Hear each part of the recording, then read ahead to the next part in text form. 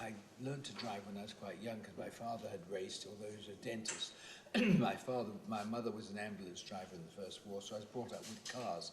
And then when I was old enough to drive, or before I was old enough to drive actually on the farm, I had my own little car. And it was no natural progression, and then I started to race in '47 in sports car events because there were no races then following the war. And then in '48 I started to race with the single-seater Cooper, which was really the equivalent in a way of cars that they have today, which of course didn't exist then. I love competition, and I like to think I'm a racer in the same way that Lewis Hamilton is. And to get out there in a car where my size and strength and everything else didn't no advantage or disadvantage, and pit myself against another man with danger on my shoulder, because it was pretty dangerous then. And when you're 18 years old, to do something that other people are frightened to do, you know, it's pretty good.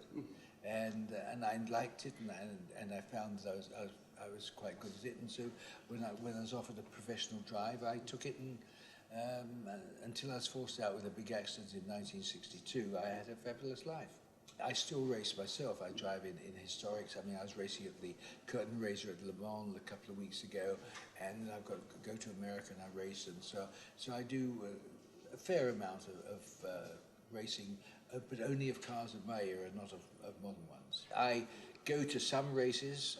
If I've got a job to do, I certainly watch all of them, because I find them interesting. And now, of course, with the new qualifying, I think that's quite exciting. And now with the Lewis Hamilton coming in, it's really, the racing is exceptionally good.